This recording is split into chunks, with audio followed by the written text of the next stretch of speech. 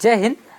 अगर मैं आपसे कहूँ कि बिना 12 टेंसेस को पढ़े बगैर ही क्या आप टेंसेस को पहचान सकते हैं, तो आप में से 99% लोगों का आंसर यही होगा कि बिना टेंस को पढ़े ही कैसे पहचान सकते हैं। ऑब्वियस सी बात है, नहीं पहचान सकते हैं।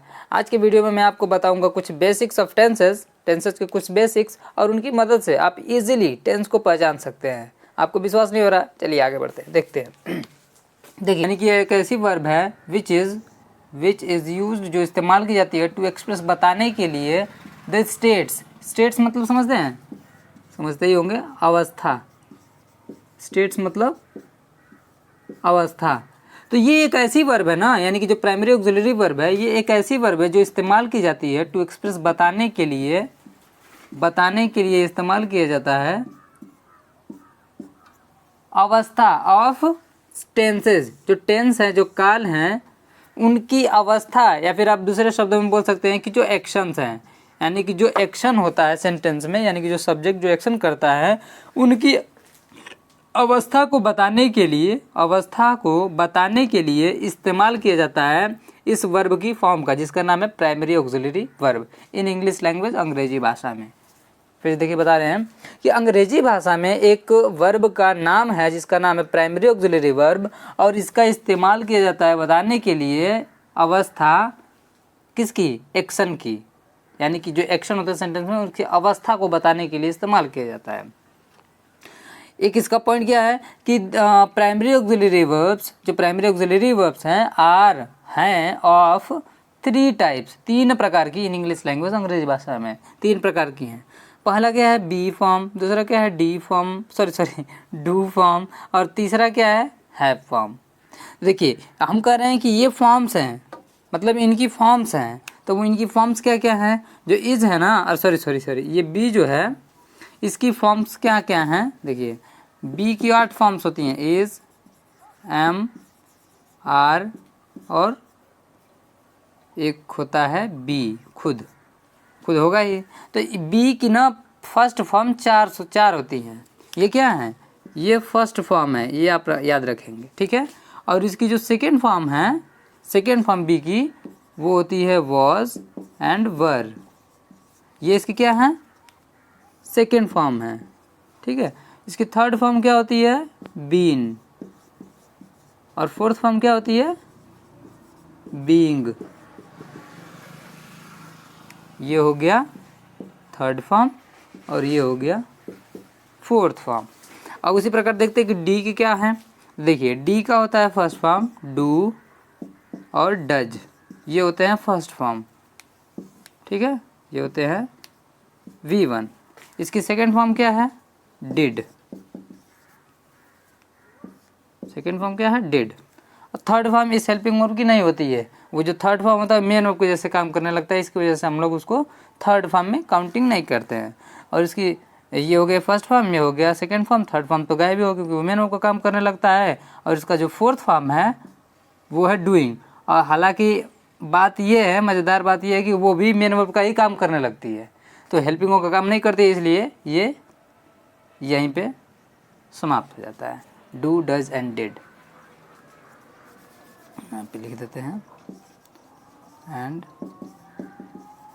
डिड। ये क्या है, वर्ब की सेकंड फॉर्म है, ये आपको याद रखना। ये दोनों फर्स्ट फॉर्म है, याद रखिएगा, ये चारों फर्स्ट फॉर्म है, ये 2 सेकंड फॉर्म है, ये थर्ड फॉर्म, ये फोर्थ फॉर्म।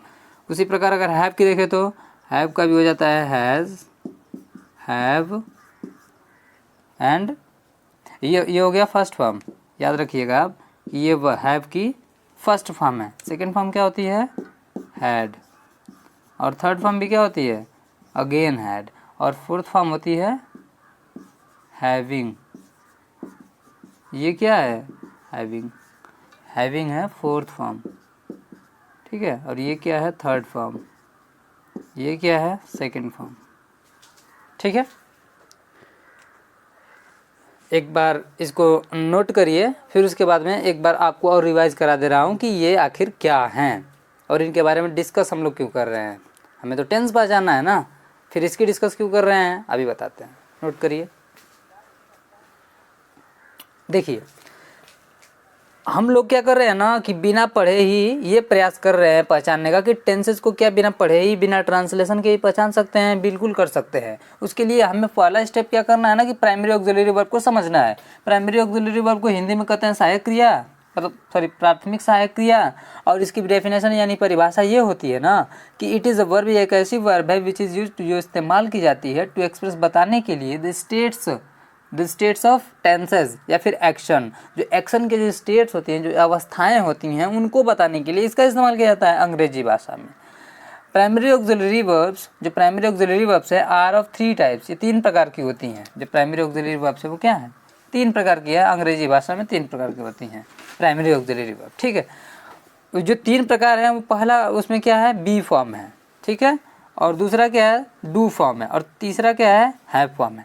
तो जो बी है ना, बी का जो फॉर्म है ना वो 8 हैं, ये आपको याद रखना है। और जो डू है उसके कितने फॉर्म्स हैं? 3 हैं। और जो हैव है इसके कितने फॉर्म्स हैं? 5 हैं। ये आपको याद रखना है। अब आप देख रहे होंगे ना कि इसमें देख रहे हैं कि सेकेंड फॉर्म और थर्ड फॉर्म, ये हैव वर्ब की, हैव फॉर्म की सेकेंड फॉर्म थर्ड फॉर्म क्या है? सेम है ना। उसका जो फेस है, जो शक्ल है वो क्या है? सेम है। तो हमें कैसे पता चलेगा? बस यही एकलौती ऐसी वर्ब नहीं है जिसका फर्स्ट फॉर्म और सेकेंड फॉर्म जो है सेम है। ठीक है ना।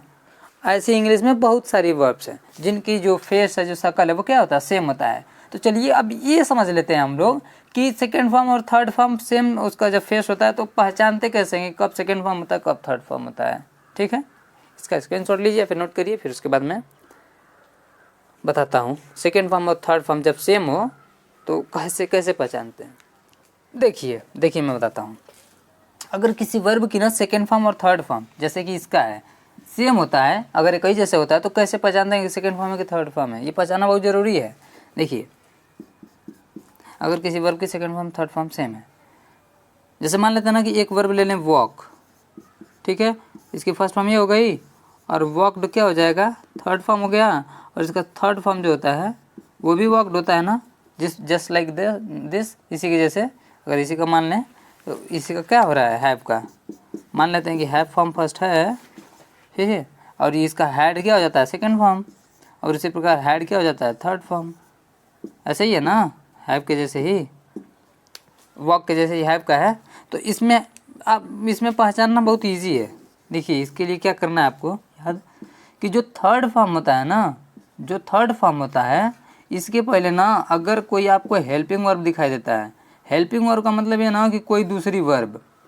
ठीक है, अगर कोई मान लेते हैं कि कोई सेकंड फॉर्म या फिर थर्ड फॉर्म है, आपको पहचानना है कि सेकंड फॉर्म है कि थर्ड फॉर्म है, तो यहाँ पे मान लीजिए कि वो वर्ब है और उसके पहले अगर कोई दूसरी वर्ब रहती है तो समझिए ना कि ये जो है थर्ड फॉर्म में है, सेकंड फॉर्म में नहीं है। जैसे मान लीजिए कि एग्जाम्पल देके मैं आपको बताऊं। जैसे मान लीजिए ना कि एक एग्जाम्पल लिख दें यहाँ पे, Mohan walked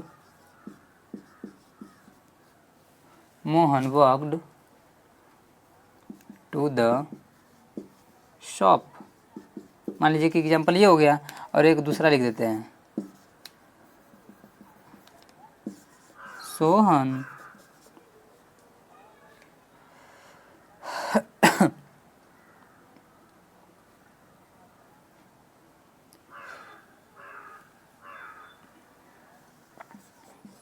has walked to the shop. 2 example है। अब देखिए, इसमें भी वॉकड है और इसमें भी क्या है? इसमें भी वॉकड है। तो आपको पहचानना है कि इसमें सेकंड फॉर्म है कि इसमें सेकंड फॉर्म है, या फिर इसमें थर्ड फॉर्म है कि इसमें थर्ड फॉर्म है। देखिए, ये वर्ब है ना, तो इसके पहले कोई वर्ब है? नहीं है ना। इसके पहले अगर वर्ब नहीं है तो इसका मतलब क्या हो गया? ये V2 यानी कि वर्ब का सेकेंड फॉर्म हो गया। ठीक है, अब इसका देखिए, ये भी तो वॉकड है वही सेम, लेकिन इसके पहले क्या है? एक वर्ब है ना, इसके वर्ब है, इसके पहले एक वर्ब है, तो इसका मतलब ये क्या हो गया? V3। बहुत आसान है ना। चलिए अब ये समझते हैं ना कि ये जो बी फॉर्म, डू फॉर्म और हैव फॉर्म है, इनका इस्तेमाल कैसे करते हैं सेंटेंस में। अगर यही आप सीख जाएंगे ना कि इनका इस्तेमाल कब करते हैं और क्यों करते हैं सेंटेंस में, तो आप समझ जाएंगे कि कौन सा टेंस यानी जो कौन सी वर्ब कौन सा टेंस बनाती है, ये आप सीख जाएंगे इजीली। चलिए इसको नोट करिए, इसके बाद बताते हैं कि इनका काम क्या। चलिए अब आगे बढ़ते हैं और ये समझ लेते हैं कि ये जो बी फॉर्म है और डू फॉर्म है और ये थर्ड हैव फॉर्म है, जो प्राइमरी ऑक्सिलरी जिनको हम कह रहे हैं, इनके काम क्या होता है इंग्लिश में, ये सीख लेते हैं। देखिए जो बी फॉर्म है ना, सबसे पहले याद रखिएगा, ऑक्सिलरी का मतलब भी ना हेल्पिंग वर्ब भी होता है, मतलब हेल्पिंग। यहाँ पे मैं लिख देता हूँ, ऑक्सिलरी का मतलब हेल्पिंग यानी सहायक, सहायक, सहायक ही होता है, ठीक है ना। तो ये जो बी फॉर्म है इसका इस्तेमाल जब सहायक क्रिया के जैसे होता है तो देखिए कौन सा टेंस बनाती है, तो ये बनाती है ना, कॉन्टिन्यूस टेंस तो बनाती नहीं है, कॉन्टिन्यूस टेंस बनाने में मदद करती है, ये याद रखिएगा, ठीक है। यानी कि जो be form, do form, have form होते हैं, हेल्पिंग वर्ब के जैसे जब काम करते हैं ना, तो जो बी फॉर्म है ना वो कॉन्टिन्यूस टेंस बनाने में मदद करती है, कॉन्टिन्यूस टेंस बनाने में क्या करती है, हेल्प करती है, यानी कि सहायता करती है। अब देखिए डू फॉर्म जब हेल्पिंग वर्ब होती है तो कौन सा टेंस बनाने में मदद करती है, तो डू फॉर्म जो होती है वो इंडेफिनिट टेंस बनाने में मदद करती है, इंडेफिनिट टेंस, ठीक। और जो हैव फॉर्म है ये कौन सा टेंस बनाने में मदद करती है, तो ये बनाने में मदद करती है परफेक्ट टेंस। बस इतना सा बेसिक आपको याद रखना है। अब जाहिर सी बात है कि जब ये मदद कर रही है किसी वर्ब की, तो वो भी वर्ब तो हमें सीखनी पड़ेगी ना, कि वो वर्ब इनके बाद किस रूप में आएगी। तो देखिए जो बी फॉर्म है ना, जब कॉन्टिन्यूस टेंस बनाने में मदद करती है तो इसके बाद जो वर्ब आती है ना वो B4 में आती है। B4 का मतलब क्या है, B4 का मतलब ये है ना कि V1 रहेगा उसमें ING, जैसे वॉक रहेगा तो वॉकिंग, डूइंग, रनिंग, ईटिंग, ये इस फॉर्म में आएगा, ठीक है। जैसे मान लीजिए फॉर एग्जांपल लिख दें हम रनिंग,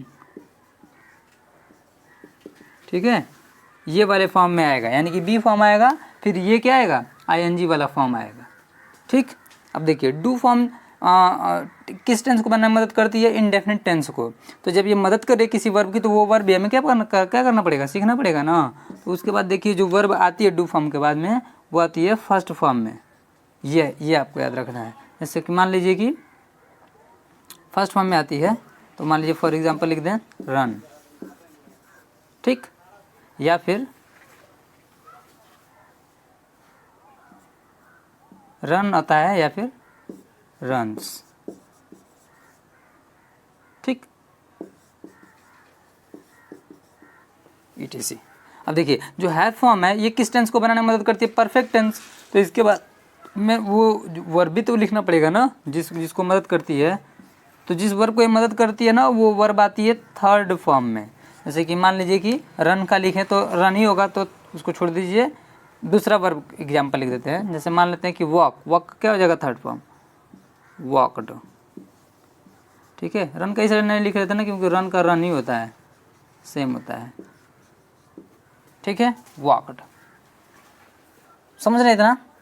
अब देखिए ये सभी चीज़ें क्या हैं आपको याद रखनी है कि be form, do form, have form helping verb होती हैं जिनका नाम है primary auxiliary verb. Be form इस्तेमाल की जाती है कॉन्टिन्यूस टेंस को बनाने के लिए। तो जब बी फॉर्म कॉन्टिन्यूस टेंस को बनाने के लिए मदद की जाती है तो एक वर्ब ये होती है और दूसरी वर्ब क्या होती है, ये होती है। डू फॉर्म जो होती है इसका इस्तेमाल किया जाता है इंडेफिनिट टेंस को बनाने के लिए। तो इसके बाद जो दूसरी वर्ब आती है इस हेल्पिंग वर्ब के बाद में, तो ये आती है। और याद रखने वाली बात ये है ना कि जो डू फॉर्म है ना ये तभी आती है सेंटेंस में जब जो सेंटेंस होता है इंडेफिनिट का वो इंट्रोगेटिव या फिर नेगेटिव होता है। अगर इंट्रोगेटिव नेगेटिव नहीं है ना, इंट्रोगेटिव या फिर नेगेटिव नहीं है तो बस फर्स्ट फॉर्म ही आता है, डू नहीं आता है। डू कब आता है, या तो सेंटेंस नेगेटिव हो या तो इंट्रोगेटिव हो, ये आपको याद रखना है। यानी कि ये आएगा अफर्मेटिव में, और नेगेटिव या इंट्रोगेटिव रहेगा तो ये दोनों आएंगे। इतना समझ रहे हैं आप। अब देखिए जो हैव फॉर्म है इसका इस्तेमाल किया जाता है परफेक्ट टेंस को बनाने के लिए। तो ये किसी वर्ब की मदद करेगी ना, वो वर्ब कौन सी होगी, थर्ड फॉर्म में होनी चाहिए। जैसे कि मान लीजिए वॉकड या फिर रन। इतना समझ रहे हैं आप।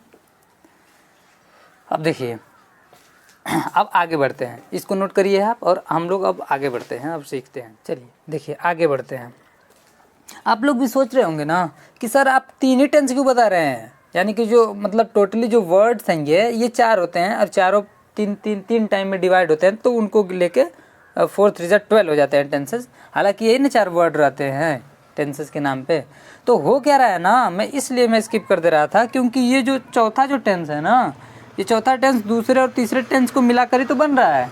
ये जो दूसरा और तीसरा जो टेंस है ये अलग अलग है, और चौथा टेंस क्या हो जा रहा है, इन्हीं दोनों को मिला के ना चौथा टेंस बन रहा है। इसका मतलब क्या हो गया कि हम लोगों ने क्या कर लिया, या फिर ग्रामरियन लोगों ने क्या कर लिया, ग्रामर के जो ज्ञाता लोग हैं उन्होंने कॉन्टिन्यूस टेंस को और परफेक्ट टेंस को क्या कर दिया, उन लोगों ने मिला दिया है। तो जब उन लोगों ने नाम मिला दिया है तो जाहिर सी बात है कि जो वर्ब इस्तेमाल की जा रही थी उसको बनाने के लिए हमें वो भी तो कॉमन करना पड़ेगा ना, उसको भी तो मिलाना पड़ेगा ना। तो देखिए हम लोग मिलाते क्या हैं, हम लोगों ने सीखा है ना कि कॉन्टिन्यूस टेंस बनाने के लिए बी फॉर्म का इस्तेमाल किया जाता है, और ये 8 बी फॉर्म है। तो ये हेल्पिंग वर्ब है, तो इनके बाद जो मेन वर्ब आती है वो किस फॉर्म में आती है, तो हम लोगों ने देखा था कि V4 में आती है, यही देखा ना।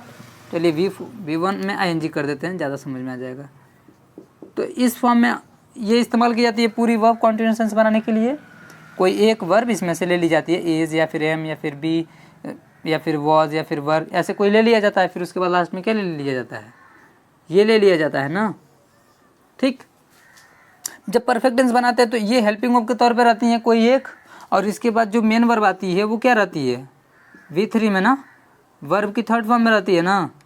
तो हम लोगों ने क्या किया है कि जब ग्रामरियर लोगों ने ये दोनों टेंसेस को मिला दिया, नाम दोनों का मिला दिया, और ये दोनों कॉमन था तो एक बार ले लिए, तो हम लोग क्या करेंगे, हम लोग भी वर्ब को भी कॉमन कर देंगे। जो दोनों में कॉमन रहेगा उसको एक बार ले लेंगे, और जो कॉमन नहीं रहेगा उसको उसको क्या कर लेंगे, हम लोगों ने पूरा ले लेंगे। चलिए लेके देखते हैं।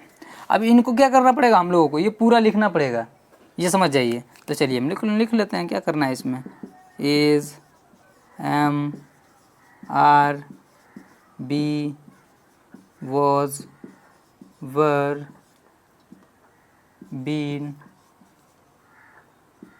बीइंग, और उसके बाद क्या है ये V1, ठीक है, V1 V1 में क्या है ING, इसको मैं ब्लू से लिख देता हूँ। V1 में ये वर्ब्स है कॉन्टिन्यूस टेंस को बनाने के लिए। अब थोड़ा सा मिस्टेक हो गया, हमें क्या करना पड़ेगा, देखिए पहले परफेक्ट है ना, तो यानी कि परफेक्ट की वर्ब को हमको पहले लिखना चाहिए था, थोड़ा सा मिस्टेक हो गया। चलिए कोई बात नहीं, होता रहता है ये। तो सबसे पहले परफेक्ट की हेल्पिंग वर्ब लिखनी है, तो परफेक्ट की क्या है, देखिए has, have,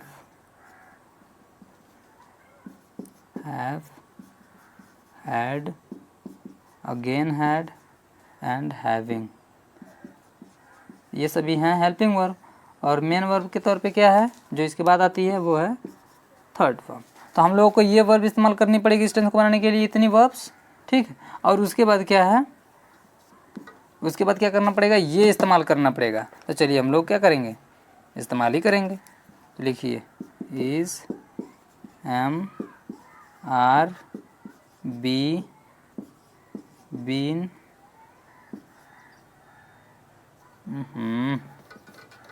was were be been, oh my god कितना मैं भूल रहा हूँ, is am are be was were and been and being, ये हो गया 8 ना, 2 4 6 8। और मेन वर्ब क्या है, V1 में ING। अब देखिए ये आप लोग अब प्रैक्टिकली आप देख सकते हैं कि टेंसेज आखिर बने कैसे हैं, तभी तो हम लोग पहचान लेंगे। देखिए कॉन्टिन्यूस टेंस परफेक्ट टेंस को मिला के ये टेंस बनाना चौथा वाला। देखिए परफेक्ट ये हो गया, कॉन्टिन्यूस ये हो गया, दोनों ये टेंस कॉमन थे तो एक बार लिख लिए। अब हम लोग क्या करेंगे, ये इस्तेमाल किया जाता कॉन्टिन्यूस टेंस के लिए, ये इस्तेमाल किया जाता परफेक्ट के लिए। हम लोगों ने पूरे वर्ब को क्या कर लिया, लिख लिया है। अब देखिए करना क्या है, अब हम जानते हैं कि ये पूरी वर्ब्स इस्तेमाल किया जाती है परफेक्ट के लिए, तो कोई एक बार में कहीं ना इस्तेमाल किया जाएगा। तो मान लेते हैं कि ये इस्तेमाल करना पड़ेगा एक बार में, ठीक है। और उसमें से, और ये कॉन्टिन्यूस टेंस के लिए है, तो कॉन्टिन्यूस टेंस के लिए है 8, तो एक बार में कहीं ना इस्तेमाल किया जाएगा। तो मान लेते हैं कि ये इस्तेमाल किया जाएगा, मान ले रहे हैं शुरू वाला। और ये देखिए ये भी कॉमन नहीं था, ये भी कॉमन नहीं था, तो दोनों को हम लोग क्या कर लेंगे, ऐसे मान लीजिए कि यहाँ पे लिख लेंगे। ये कंक्लूजन निकल रहा है, देखिए कैसे छाट रहे हैं हम लोग।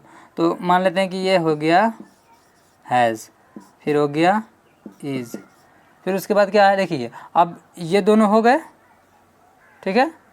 अब उसके बाद क्या आएगा, ये थर्ड फॉर्म, तो थर्ड फॉर्म लिखिए, प्लस कर लेते हैं थर्ड फॉर्म। फिर उसके बाद क्या है, ये आएगा ना, ये लिखिए, तो ये V1 में ING, ठीक है। यही वर्ब रहती हैं। अभी ये थोड़ा सा इनको क्या करना है, मॉडिफाई करना है, मॉडिफाई करना है। देखिए अब मान लेते हैं कि ये सब्जेक्ट सिंगुलर है तो हैज़ हम लोग ले लेंगे, ये हो गया हैज़, ठीक है, हैज़ हो गया। अब उसके बाद क्या है ना कि मैं आप लोगों को पहले ही बताया हूँ कि जो हैज़ यानी कि जो हैव फॉर्म होती है ये कंप्लीशन शो करने के लिए इस्तेमाल की जाती हैं। कंप्लीशन का मतलब समझ रहे हैं कि ये ऐसी वर्ब की मदद करने के लिए इस्तेमाल की जाती है ना जो पूरा हो गए हैं, कंप्लीट हो गए हैं, जो अपने कंप्लीट वाली स्टेट में, कंप्लीट वाली अवस्था में, उनको बताने के लिए इस्तेमाल की जाती हैं हैव फॉर्म। हैव फॉर्म का मतलब has, have, had, had, having, ये सभी। तो इनकी इसी वजह से ना इनके बाद ना वर्ब की थर्ड फॉर्म लिखनी पड़ती है। तो ये जो है ना वर्ब, इसी की थर्ड फॉर्म हमको लिखनी पड़ेगी, जो कि आप देख भी सकते हैं। अब मैं रीज़न भी बता रहा हूँ कि क्यों थर्ड फॉर्म आता है। थर्ड फॉर्म इसीलिए आता है क्योंकि जो हैज़ यानी हैव फॉर्म है ये कंप्लीशन शो करती हैं। तो हम लोग को इज़ का ना थर्ड फॉर्म लिखना पड़ेगा। तो इज़ का देखिए थर्ड फॉर्म क्या है, बीन। तो बीन आपको लिखना पड़ेगा ऐसे, बीन, ठीक है। अब इसका मतलब कि क्या हो गया, ये भी हो गया और ये दोनों हो गए। उसके बाद क्या बच गया आपका, ये V1 में ING। अब V1 में ING लिख दीजिए आप, ओहो, V1 में ING, ठीक है। हम लोगों ने कुछ नया नहीं किया, हम लोगों ने वही किया है जो होता है एक्चुअली, लेकिन हम लोग प्रैक्टिकली क्या कर रहे हैं, सब चीज़ें देख रहे हैं। देखिए ये हैज़ है, हैज़ कंप्लीशन शो करता है, इसलिए इसके वर्ब की थर्ड फॉर्म लिखनी पड़ेगी। तो ये क्या हो जाएगा, इसमें इनडायरेक्टली कन्वर्ट हो जाता है। और ये वो जो वर्ब की ING है वो एज इट इज़ हम लोगों ने क्या कर लिया है, लिख लिया है। अब देखिए अब भी जानते हैं, हम भी जानते हैं और सभी लोग जानते हैं कि यही होता है प्रेजेंट परफेक्ट कॉन्टिन्यूअस टेंस का पहचान। प्रेजेंट परफेक्ट कॉन्टिन्यूअस टेंस का नहीं, हाँ, लेकिन वो है वही प्रेजेंट परफेक्ट कॉन्टिन्यूअस टेंस का ही है। हम दूसरे भी टेंस का अगर चाहें तो बना सकते हैं। तो अब हम लोग क्या करेंगे ना कि अब हम लोग क्या कर लेंगे कि टेंस तो पहचान लेंगे कि कौन सा टेंस है।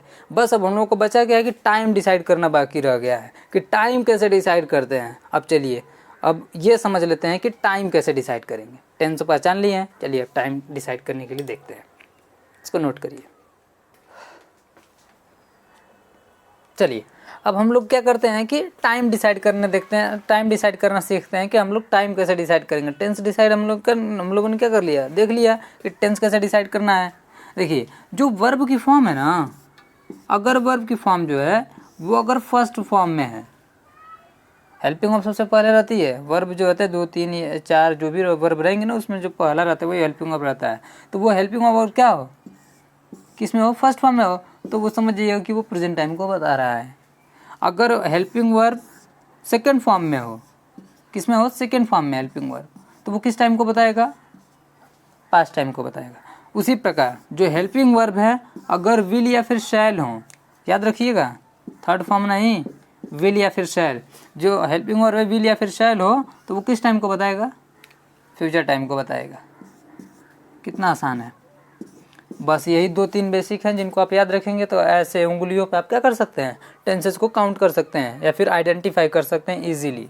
फिर से देखिए हेल्पिंग वर्ब फर्स्ट फॉर्म में हो तो प्रेजेंट टाइम को, हेल्पिंग वर्ब सेकंड फॉर्म में हो तो पास्ट टाइम को, और हेल्पिंग वर्ब विल या फिर शैल दोनों में से कोई एक हो तो किस टाइम को बताएगा, फ्यूचर टाइम को बताएगा।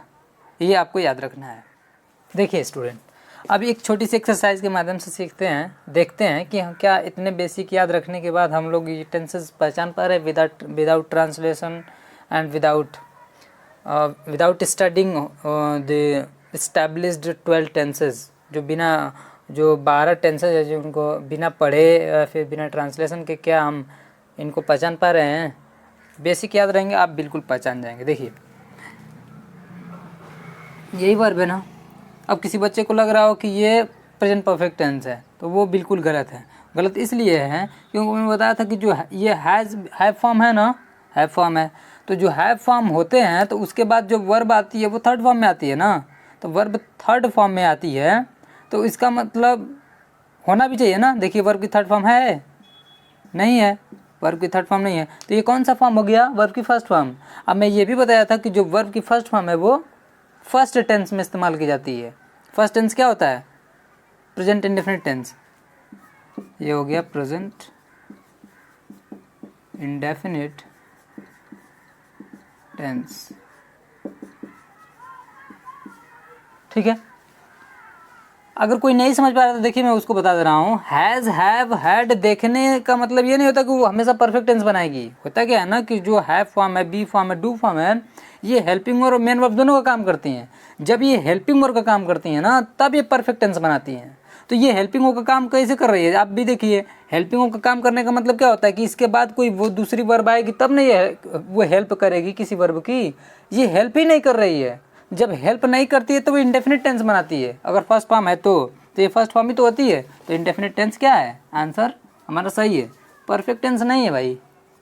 देखिए अब दूसरा सेंटेंस क्या है, दूसरा सेंटेंस में देखेंगे कि एक वर्ब ये है और एक वर्ब ये है, तो कुल मिलाकर कितने हो गए, 2 वर्ब। तो जो पहली वाली वर्ब रहती है उसको क्या हम लोग कहते हैं, हेल्पिंग वर्ब। जब 2 वर्ब रहती है ना तो उसमें जो पहली वर्ब रहती है वो हेल्पिंग वर्ब रहती है। ये हेल्प कर रही है इस वर्ब की। और ये जो वर्ब है ना लॉस्ट, तो ये जो लॉस्ट वर्ब है तो आप जानते हैं तो ठीक है, नहीं तो देखिए मैं बताता हूँ। तो ये एक वर्ब होती है लूज, तो ये होती है फर्स्ट फॉर्म में, इसका सेकंड फॉर्म होता है लॉस्ट और थर्ड फॉर्म भी क्या होता है, लॉस्ट। तो मैंने आपको क्या बताया था कि किसी सेकंड फॉर्म या फिर थर्ड फॉर्म दोनों वर्ब का अगर वर्ब फॉर्म सेम हो तो उसके पहले अगर कोई हेल्पिंग वर्ब या फिर कोई दूसरी वर्ब हो तो वह थर्ड फॉर्म में होती है। देखिए दोनों सेम है ना। अब इसके पहले देखिए ये हेल्पिंग वर्ब है ना, तो इसका मतलब क्या हो गया, थर्ड फॉर्म में हो गया। तो मैं क्या बताया था कि हैव फॉर्म के बाद अगर थर्ड फॉर्म आती है तो ये प्रेजेंट परफेक्ट ये परफेक्ट टेंस बनाती है। और जो फर्स्ट फॉर्म में जो हेल्पिंग वर्ब आती है, हेल्पिंग वर्ब अगर फर्स्ट फॉर्म में हो तो ये कौन सा टाइम बताती है, प्रेजेंट का टाइम। तो ये हो गया प्रेजेंट टाइम, प्रेजेंट। और ये क्या थर्ड फॉर्म हो गया तो इससे क्या पता चलेगा, परफेक्ट। ये हो गया परफेक्ट। और वर्ब की फॉर्म को ही, वर्ब की फॉर्म को ही क्या कहते हैं, टेंस। तो ये हो गया टेंस। वर्ब की फॉर्म का ही मतलब ये ना कि वर्ब एक हो या फिर एक से ज़्यादा हो, उनके पूरा को मिला के टेंस बोलते हैं। अब ये देखिए ये है वर्ब और ये वर्ब नहीं है। कोई सोच रहा हो कि ये भी वर्ब है, नहीं ये वर्ब नहीं है, ये एडजेक्टिव है, विशेषता बता रहा है इसे की। अब ये देखिए तो जो वर्ब है क्या ये हेल्पिंग वर्ब की मेन वर्ब है, तो जाहिर सी बात है मेन वर्ब है क्योंकि इसके बाद कोई वर्ब नहीं है, तो ये मेन वर्ब है ना। तो मेन वर्ब है तो ये कौन सी फॉर्म में है, फर्स्ट फॉर्म में कि सेकंड फॉर्म में कि थर्ड फॉर्म में। तो फर्स्ट फॉर्म में होगा तो प्रेजेंट टाइम को, सेकंड फॉर्म में होगा तो पास्ट टाइम को। देखिए ये वर्ब की सेकंड फॉर्म होती है, पीछे देखिएगा, वीडियो को स्किप करके पीछे देखिए तो समझ में आएगा। देखिए ये वर्ब की सेकंड फॉर्म है, तो सेकंड फॉर्म किसको बताती है, पास्ट। अब मैं ये बता रहा हूँ कि देखिए वर्ब की फर्स्ट फॉर्म प्रेजेंट इंडेफिनिट में है और वर्ब की सेकंड फॉर्म पास्ट इंडेफिनिट में। ये हो गया पास्ट इंडेफिनिट टेंस। और वर्ब की फॉर्म को ही क्या कहते हैं, टेंस। ये हो गया टेंस। नीचे आ जाइए 4th नंबर पे। अब देखेंगे ध्यान से, एक वर्ब ये है, एक वर्ब ये है, 2 वर्ब है ना। तो ये पहली वाली हेल्पिंग वर्ब को क्या, पहली वाली वर्ब को क्या कहेंगे, हेल्पिंग वर्ब, और ये हो जाएगा मेन वर्ब। अच्छा ये बी फॉर्म है, बिल्कुल है। वर्ब की सेकेंड फॉर्म है, बिल्कुल है। तो वर्ब की सेकेंड फॉर्म किस टाइम को, बोलिए, पास्ट, बिल्कुल सही, पास्ट टाइम को। और उसके बाद क्या आती है, वर्ब में आईएनजी। अब जब उसके बाद बी फॉर्म के बाद वर्ब में आईएनजी आता है तो कौन सा टेंस बनाती है, कॉन्टिन्यूअस। लीजिए कॉन्टिन्यूअस, हाफ फॉर्म में लिखते हैं, समझिएगा। और दोनों को मिला के क्या बोल देंगे, टेंस, पास्ट कॉन्टिन्यूअस टेंस। देख रहे हैं ट्रांसलेशन नहीं कर रहे हैं हम लोग ना, 12 टेंस पढ़े हैं लेकिन क्या कर रहे हैं, सटासट पहचान ले रहे हैं ना, इजी है। अब देखते हैं इसको, ये भी एक वर्ब है, ये भी एक वर्ब है। ये पहली वाली वर्ब को हेल्पिंग वर्ब बोलेंगे, दूसरी वाली वर्ब को मेन वर्ब बोलेंगे। विल शैल किस टाइम को बताते हैं, विल शैल बताते हैं फ्यूचर टाइम को, हम लोग लिख लेंगे फ्यूचर टाइम। फिर देखिए इसके बाद क्या आती है, वर्ब की फर्स्ट फॉर्म आती है, ये याद रखिएगा। विल शैल जो होते हैं उनके बाद वर्ब की फर्स्ट फॉर्म आती है। फर्स्ट फॉर्म किस टेंस का, इंडेफिनिट। यहाँ पे देखिए इंडेफिनिट, तो लिखिए ना फ्यूचर इंडेफिनिट, और दोनों वर्ब को मिला देंगे तो टेंस। So simple. देखिए ये है, ये देखते हैं, ये वर्ब, एक वर्ब ये है, एक वर्ब ये है। तो जो पहली वर्ब है उसको कहेंगे helping verb, helping verb will से लो तो फ्यूचर टाइम लिखिए, फ्यूचर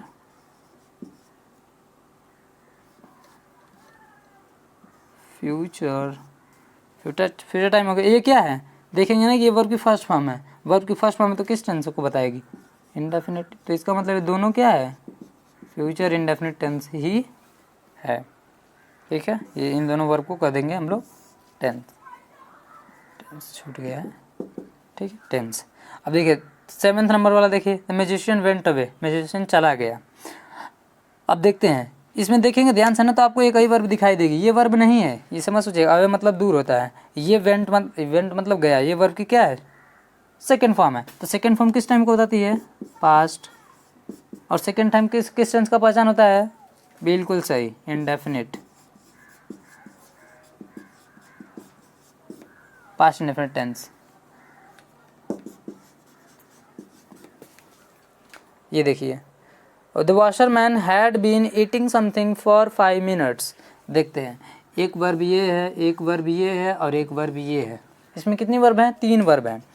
अब हमें ये सोचना है ना कि हैड ये जो है ये सेकंड फॉर्म में है कि थर्ड फॉर्म में है। तो मैं क्या बताया था कि इसके पहले कोई वर्ब रहेगी तो ये होगा थर्ड फॉर्म, नहीं है ना, तो इसका मतलब है सेकंड फॉर्म। सेकंड फॉर्म किस टाइम को बताता है, पास्ट, हम लोग लिख लेते हैं पास्ट। उसके बाद अगर हेल्पिंग वर्ब भी रहती है तो कौन सा टेंस बनाती है, परफेक्ट। और उसके बाद कौन सा वर्ब आता है, थर्ड फॉर्म, थर्ड फॉर्म है ये। ठीक है, ये थर्ड फॉर्म है, बीन क्या है, थर्ड फॉर्म है। तो कौन सा टेंस बनाएगी, परफेक्ट। अगर नहीं दिख रहा है यहाँ पे, देखिए मैं यहाँ लिख दे रहा हूँ पास्ट परफेक्ट। और सबको पता है ईटिंग जो है फोर्थ फॉर्म है, फोर्थ फॉर्म कौन सा टेंस बनाती है, कॉन्टिन्यूअस, ये हो गया कॉन्टिन्यूअस। और इन तीनों वर्ब को मिला के बोलेंगे, बिल्कुल सही जवाब, एकदम टेंस। ये हो गया टेंस की आइडेंटिफिकेशन हम लोगों ने क्या कर ली, बिना पढ़े ही हम लोगों ने क्या कर लिया, डिस्कस कर लिया। अब इसके बाद जो जो तीसरा वीडियो आएगा वो आएगा प्रेजेंट इंडेफिनिट टेंस पे। प्रेजेंट इंडेफिनिट टेंस की पहचान अगर किसी बच्चों से, यानी कि जो स्पेशली जो बच्चे हैं यूपी बोर्ड के, उनसे पूछेंगे ना कि प्रेजेंट इंडेफिनिट टेंस की पहचान क्या होती है, तो वो बताएंगे ना कि प्रेजेंट इंडेफिनिट टेंस की पहचान होती है ता है, ती है, ते हैं। मैं ये रीज़न बताऊंगा अगले वीडियो में कि ताते ती ही क्यों होता है, इसका मैं रीज़न बताऊंगा। तो बने रहिएगा, और अगर वीडियो अच्छा लगता है तो वो किसी से क्या करिए, शेयर भी कीजिए। जय हिंद।